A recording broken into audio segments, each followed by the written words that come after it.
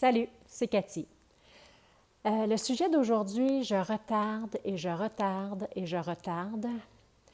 En fait, ça me demande beaucoup que je me pousse un petit peu dans le dos aujourd'hui pour le faire. Ça ne m'a pas lâché de la semaine. À tous les jours, ça me tenaille, ça me dit que je dois faire cette vidéo et je retarde et je retarde. Alors, je ne peux pas retarder davantage. Je me lance aujourd'hui. J'ai un parallèle à faire entre la Bible et certains faits, certains événements qui sont en train de se produire actuellement. Il y a un lien à faire. En tout cas, moi, je vois un lien important et c'est ce que je me sens appelée à vous partager aujourd'hui. Pour commencer brièvement, si je fais le parallèle avec la Bible, dans mes 2 dernières vidéos, j'ai parlé de c'est quoi ce livre-là, de où ça vient, est-ce qu'on peut s'y fier. Alors aujourd'hui, c'est pas sur la Bible en tant que telle. Peut-être le seul élément que je veux faire ressortir qui est en lien avec la Bible, c'est l'histoire de Dieu avec son peuple. À travers toutes les histoires, le cheminement à travers la Bible, historiquement parlant, au fil des ans, c'est comment comment Dieu entretient sa relation avec son peuple, avec ses fidèles, avec ses croyants. Et est venue dans l'histoire la naissance, la venue de Jésus à un moment donné. Alors, au début, c'était les Israélites, les Juifs. Puis, à un moment donné, après la venue de Jésus, ça s'est étendu, l'appel s'est étendu à tout le monde. Qui veut croire en Dieu? Tout le monde peut croire en Dieu. Tout le monde peut faire partie de sa famille et devenir un enfant de Dieu. Alors, mais à la base, le message principal qui revient toujours, c'est Dieu, la relation qu'il entretient avec nous, comment il prend soin de nous, comment il prend soin de son peuple à la base. J'ai visionné dernièrement un reportage, un documentaire vraiment intéressant. Puis les 10-15 dernières minutes du documentaire, il relatait certains moments historiques qui se sont produits et qui avaient des drôles de coïncidences à faire avec... c'est des situations politiques, mais qui ont un lien avec ce qui est raconté dans la Bible, si tu veux. Puis moi, ça m'a frappée, puis j'étais comme, ben voyons donc.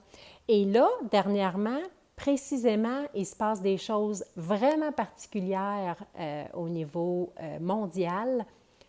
Puis ça rejoint un peu ce que j'ai vu dans ce documentaire-là. Fait que là, je suis comme, je me sens vraiment appelée à vous le partager. Alors, je vais mettre le lien du documentaire que je parle dans la description de la vidéo plus bas. OK? Puis là, ça va peut-être être difficile de me suivre comme si je vais faire un petit cours d'histoire. J'ai des dates à vous mentionner, puis qu'est-ce qui se passait précisément dans le monde à ces dates-là, et faire le parallèle avec comment est-ce que Dieu nous assure qu'il va nous protéger et toute personne qui s'attaque à ces personnes, à son peuple, à la terre qu'il a promise à son peuple, comment est-ce qu'il va nous défendre et être très critique envers toute nation envers l'ennemi ou toute nation qui voudrait nuire. Les événements que je vais vous mentionner, entre autres, affectent ou touchent les États-Unis.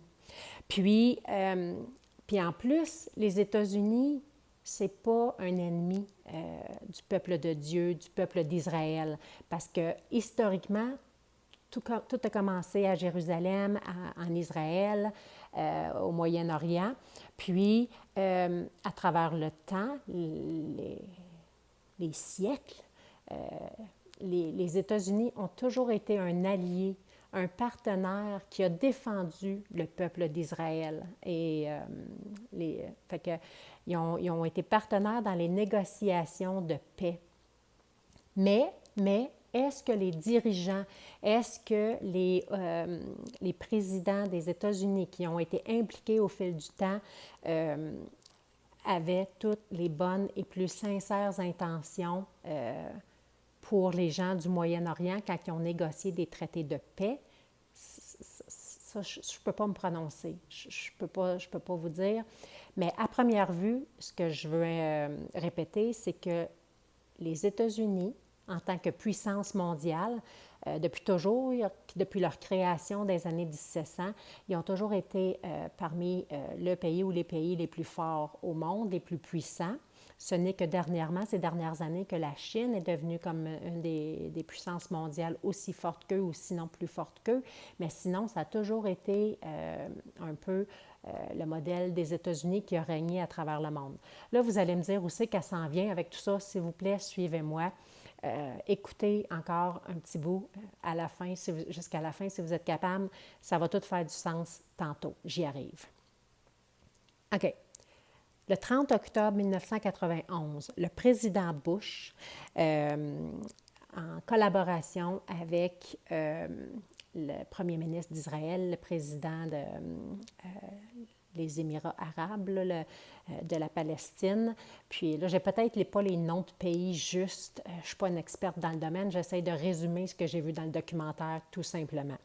C'est le résumé qui est important. Alors, ils étaient en octobre 91 en pourparlers pour négocier un traité de paix au Moyen-Orient entre le peuple d'Israël et de la Palestine. Si vous avez, à force d'écouter les nouvelles de temps en temps, si vous êtes comme moi, je me suis toujours demandé le conflit israélo-palestinien. Je me suis toujours dit, mais c'est quoi qu'ils font là-bas? Ils sont toujours en guerre, ils sont toujours en train de s'autodétruire, se détruire les uns les autres. Il y a toutes sortes de choses qu'on ne connaît pas, nous, ici en Amérique du Nord, au Canada. Alors, ça m'a toujours intriguée. Mais je n'avais jamais fait le lien jusqu'à tout récemment, depuis que je m'intéresse à la Bible, que je découvre la Bible. Je n'avais jamais fait le lien avec l'histoire du peuple d'Israël, sa terre promise en Israël, à Jérusalem et tout ça. Puis le Seigneur, le message qu'il a régulièrement lancé de protéger son peuple, qui allait prendre soin de son peuple. Bon, là où je veux en venir, en 1991, le président Bush, ça s'est appelé les conférences de Madrid. Ça a commencé au Madrid, qui, je crois, est en Espagne. Les premières discussions pour établir la paix là-bas. Et en même temps, aux États-Unis, il s'est produit une tempête phénoménale. On en a fait un film. Si vous avez vu le film En pleine tempête avec George Clooney puis Mark Wahlberg, il y a eu la disparition à ce moment-là d'un bateau puis tout son équipage. Ils les ont jamais retrouvés. Il y aurait eu au niveau de l'océan Atlantique qui a frappé terre au nord-est, au nord-est des États-Unis. Il y aurait eu des vagues de 30 mètres de haut, puis certains disent encore bien plus haut que ça au niveau de l'océan. Puis quand ça a touché terre, que ça l'a atterri dans le Maine, puis en tout cas, je ne sais pas tous les États exactement, là, ça l'a touché précisément un endroit où ça l'a détruit des centaines de maisons. Et parmi ces maisons-là, il y avait le chalet d'été, la propriété de M. Bush, le président des États-Unis, qui, à cette même date-là, négociait des traités de paix avec le peuple d'Israël et de la Palestine et les pays environnants au Moyen-Orient. Encore une fois, dans le documentaire, le lien qu'eux ils font, ce qu'ils mentionnent, c'est que pour en arriver à un traité de paix, nécessairement, Israël doit céder de ses terres. Et quand on dit céder de ses terres, de ses terrains, bien, c'est céder les richesses qui vont avec. Comme nous, ici au Québec, on a l'hydroélectricité avec l'eau, tout ça, c'est une de nos richesses. Alors, c'est comme si on nous demandait de prendre une entente pour la paix et la sécurité, si notre paix ici était menacée, en disant, bien, vous allez donner à un autre pays votre richesse de l'hydroélectricité, exemple. Bon. Fait que dans leur bonne volonté, on ne peut pas être dans leurs souliers, mais les États-Unis, en tant que partenaire qui a toujours été impliqué dans les traités internationaux de paix, bien, leur rôle, c'est de convaincre les parties de laisser aller certaines choses, dont pour Israël, de céder du terrain de son territoire aux pays environnants, dont la Palestine. OK? Alors là, je vois le temps file tellement rapidement, puis je vais sauter d'une date à l'autre, là, juste pour vraiment, en espérant prendre le moins de temps possible. 24 août 1992, encore président Bush, il y a eu à ce moment-là des pourparlers de paix qui ont été entrepris encore à nouveau. Et à ce moment-là, il y a eu l'ouragan Andrew aux États-Unis. L'ouragan Andrew qui avait été vraiment catastrophique à ce moment-là. En 1993, il y a eu une douzaine de rencontres officielles, toujours avec des pourparlers de paix, et ces rencontres-là ont eu lieu à Washington, aux États-Unis. Et en même temps, de avril à octobre, aux États-Unis, pendant que ces déclarations de principe-là étaient signées en vue de des ententes de paix, bien, en même temps, au Midwest, dans les États-Unis, ils ont connu parmi les plus grands déluges, les inondations dans certaines villes, vraiment là, dans le Midwest, au niveau des États-Unis. OK?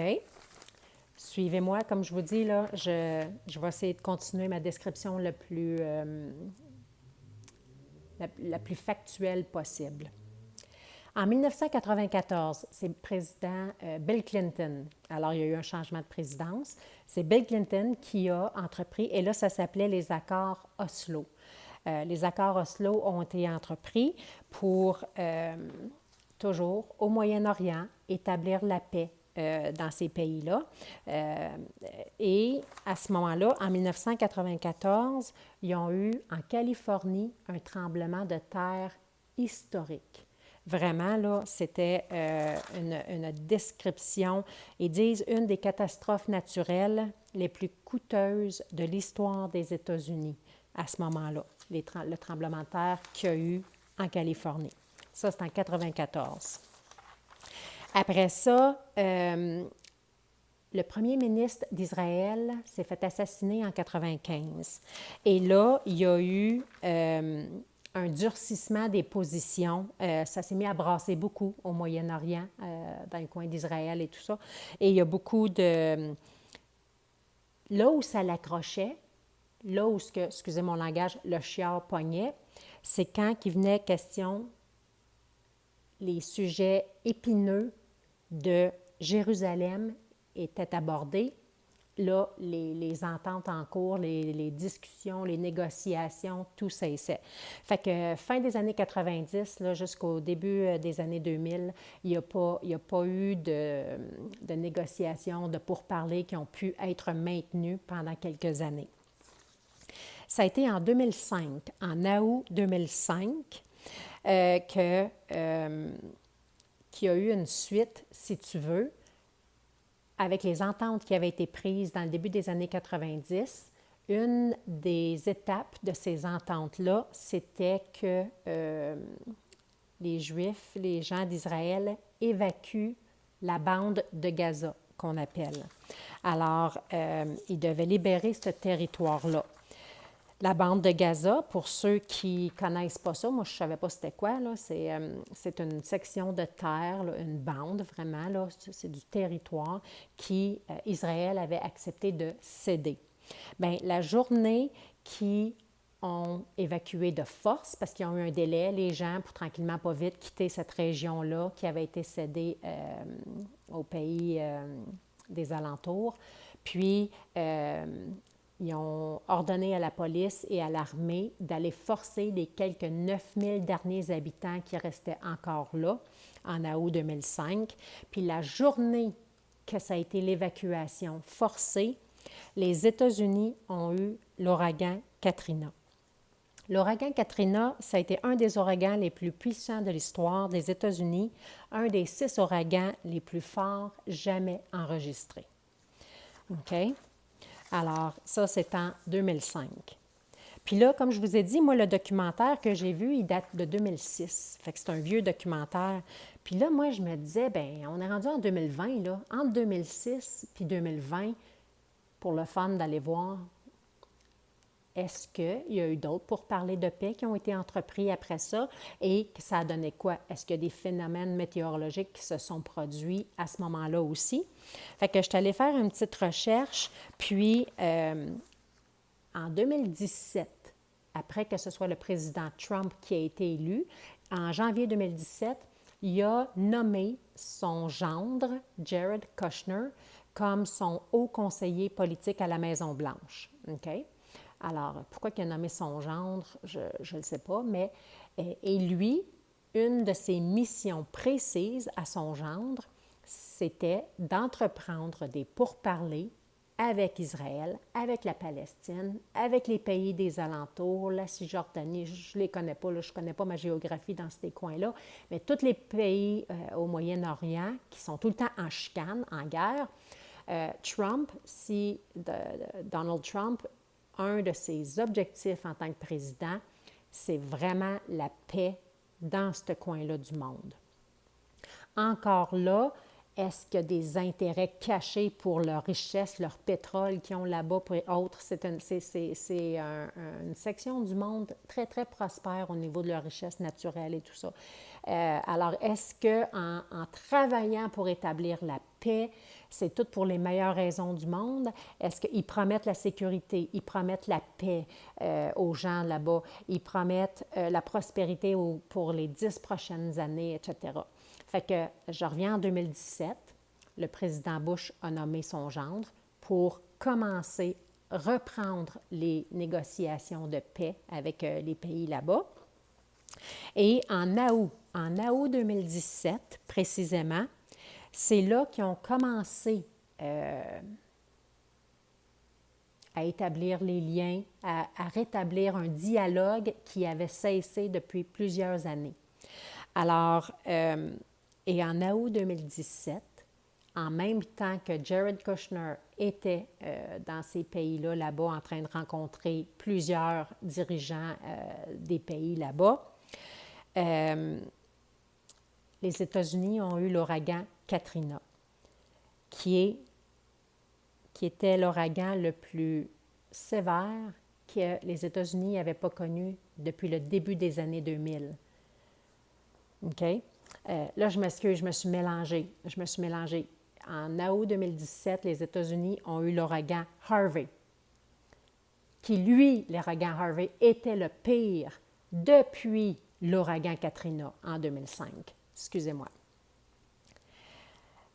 Et cet ouragan-là, l'ouragan Harvey, vient en deuxième position au niveau des catastrophes naturelles les plus coûteuses de l'histoire des États-Unis après l'ouragan de 2005. Alors, ça, c'est en 2017, quand le dialogue a été repris. En août 2020, dans les dernières semaines, le président Trump a annoncé un accord historique, l'accord d'Abraham qu'il l'appelle, un accord historique de paix pour le peuple d'Israël et les pays du Moyen-Orient. Alors, c'est avec grande fierté qu'il affirme que son gendre a réussi ce que parmi les plus grandes ententes qui n'ont pas été réussies dans les 26 dernières années. Et pourquoi je vous raconte tout ça? Parce que il y a des pays qui se greffent à ça, là. Ils ont annoncé ça en août, mais depuis le mois d'août, donc vendredi là, qu'on vient de passer, il y a un pays qui s'est ajouté à ces ententes-là, qui est prêt à embarquer. Alors, ça devient de plus en plus majeur comme entente. Et la date de signature pour officialiser ce traité de paix historique, qui va s'appeler les accords d'Abraham, va être signé, à Washington, mardi, le 15 septembre. OK? Et je fais le parallèle avec le pasteur Dana Coverstone que j'ai parlé dans une autre de mes vidéos dernièrement, quand j'ai mentionné que lui avait des rêves. C'est comme si c'était un pasteur qui reçoit des rêves prophétiques. C'est-tu vrai, c'est-tu pas vrai ce qu'il dit? Lui, il a simplement partagé ses rêves. Je le mentionne dans la vidéo où ce que je demande qu'on prie pour les États-Unis, entre autres. Puis dans son rêve, là, il y a eu un rêve pour septembre, il y a eu un rêve pour octobre, un rêve pour novembre, un rêve pour décembre. Dans le rêve qu'il a fait, puis ça date de quelques semaines, là, si ce n'est pas plus d'un mois, quand il y a eu le rêve de septembre, il voyait du feu, beaucoup de feu. Ça, c'est quelque chose qu'il mentionne. Puis depuis quelques semaines, ou en tout cas quelques jours, on en entend parler aux nouvelles, au bulletin de nouvelles depuis quelques jours, là. La Californie connaît actuellement, j'écoute rarement la télévision, mais j'écoutais en fin de semaine, puis à TVA, à LCN, il disait que les États-Unis connaissent des allures d'apocalypse, des feux historiques, des incendies sans précédent en Californie actuellement. Et qu'il n'y a pas d'amélioration en vue, même c'est en train de se répandre au-delà de la Californie, c'est en train de se répandre au nord vers la Colombie-Britannique au Canada. OK? Alors, y a-t-il un lien à faire? Y a-t-il pas de lien à faire? C'est quelque chose que j'ai vu d'un documentaire que je vous partage. En parallèle, j'écoute les vidéos que partage un pasteur qui a des rêves dernièrement, puis qui explique ses rêves, puis qui mentionne, entre autres, des choses qui vont se produire aux États-Unis en septembre, en octobre, en novembre, en décembre. Et ça rejoint exactement ce que j'ai vu dans le documentaire et ce qui est en train de se produire à travers le monde présentement, au moment où on se parle. OK? Alors, restons à l'affût dans les prochains jours, dans les prochaines semaines. Je vais revenir là-dessus, mais ça, c'était les incidents ou les moments que je voulais vous relater, mais ce n'est pas ça l'essentiel du message que j'ai à transmettre aujourd'hui. Aussi décourageant que ça peut avoir l'air à première vue, quand je vous dis tout ça, ce que le Seigneur me met à cœur de vous dire, de répéter, à qui veut bien l'entendre, à qui écoutera ces vidéos, c'est qu'on n'a rien à craindre. Son peuple, à commencer par les Juifs, à commencer par ceux qui viennent d'Israël, de Jérusalem, mais tout le reste de son monde qui croit en lui, partout sur la planète, on est protégé. Il y a un verset dans la Bible, je m'excuse, là, je vais le retracer, je vais l'écrire en description, mais il y a un verset dans la Bible, il dit, il va y en avoir 1000 qui vont tomber à votre gauche, il y en a 10 000 qui vont tomber à votre droite. Je ne le dis pas comme faux, là, mais vous allez être correct. Il suffit qu'on s'accroche à notre foi, puis on va être correct, on va être protégé. Alors, ça, c'est la première des choses que le Seigneur veut tellement que je répète. On n'a rien à craindre. L'autre chose aussi, puis ça, je vais y revenir dans les prochaines vidéos, c'est tous les signes de fin des temps, de fin d'un temps qu'on voit présentement dans le monde. Quoi en penser? Comment ne pas se décourager quand on regarde tout ça? Bien, encore là, ce qui revient, l'important, c'est l'amour qu'on a les uns pour les autres. Prendre soin les uns des autres. Prendre soin de notre monde. Être gentil, être bien intentionné, être honnête, être intègre. On est tous occupés à courir comme des fous, comme des malades. On est tous pognés dans une espèce de course à l'hyper-performance. Puis, c'est comme si le Seigneur cherche à nous parler, à nous rejoindre, puis à dire, il y a des choses plus importantes que de courir après l'argent puis le matériel. On a perdu ça de vue. C'est comme si le Seigneur, là, c'est un bon papa, là, puis qui veut le meilleur pour ses enfants, mais tu vois, à un moment donné, à l'adolescence, à la vingtaine, que, ils veulent faire leurs propres expériences, puis ils n'ont plus besoin de leurs parents, là. Bien, Dieu, c'est comme un bon papa aimant qui veut notre bien, qui veut nous protéger, qui veut tout nous offrir. Mais on a fait comme... On veut se débrouiller par nous-mêmes, on veut faire nos propres expériences, on est capable de se débrouiller. Il nous a laissé aller. Il laisse aller les gens. On a le libre arbitre. On est totalement libre. Mais il vient des conséquences avec ça. Puis c'est comme le bon papa qui voit ce qui se passe, puis il voudrait donc venir nous sauver, mais si on ne choisit pas de se revirer vers lui puis de revenir, il faut qu'il nous laisse aller, autant qu'il nous aime, autant qu'il a en réserve plein de bonnes choses pour nous. Si on ne veut rien savoir de lui, on ne veut rien savoir de lui, il ne peut pas rien faire, il ne peut pas nous forcer à l'aimer puis à s'en remettre à lui. OK? Je termine là-dessus parce que j'ai tellement d'autres affaires à dire, j'ai tellement d'autres. Je vais revenir dans les prochaines vidéos, la liste, les choses que j'ai à partager, à mentionner. Là. Mais pour finir la vidéo, je trouvais là, l'exemple parfait qui vient clôturer puis résumer tout ce que j'essaie de dire aujourd'hui. Vous souvenez-vous, en 1996, je crois que c'est juillet 1996, on a connu, nous, au Québec, le déluge, les inondations au lac Saint-Jean. OK? Puis ceux qui ont regardé les médias dans ce temps-là, vous allez vous en souvenir, ou sinon, allez faire une recherche sur Internet.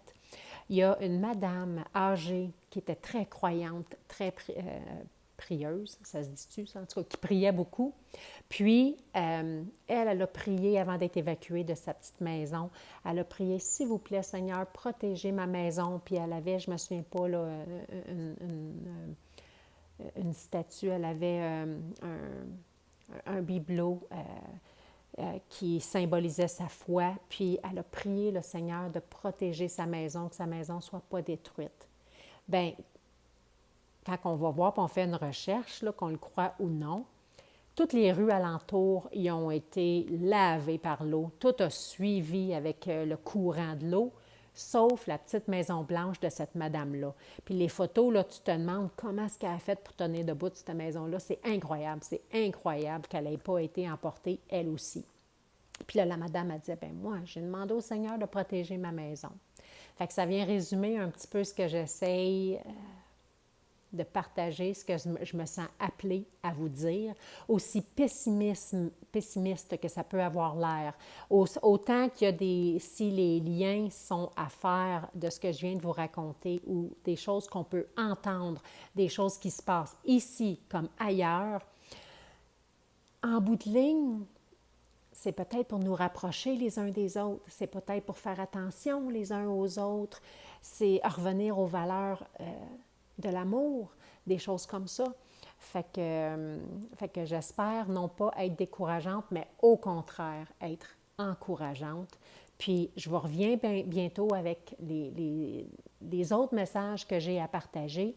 Puis pour l'instant, s'il vous plaît, priez avec moi pour les États-Unis. Priez pour nous ici au Canada, au Québec. Priez pour le Moyen-Orient, ces ententes-là qui vont être signées, que ces gens-là, ces hauts placés-là dans le monde, ça soit avec des bonnes intentions pour leurs citoyens, pour leur peuple.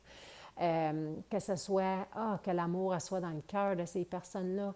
Plus on est de gens à prier, plus on peut avoir un impact, une influence, aussi minime puisse-t-elle paraître. Je termine là-dessus. Je vous reviens bientôt avec une autre vidéo. Si le cœur vous en dit, partagez, ça va me faire plaisir si le message peut se répandre. Puis j'espère sincèrement insuffler en chacun de vous qui aurait regardé la vidéo au complet un brin d'espoir, d'allumer une flamme d'amour.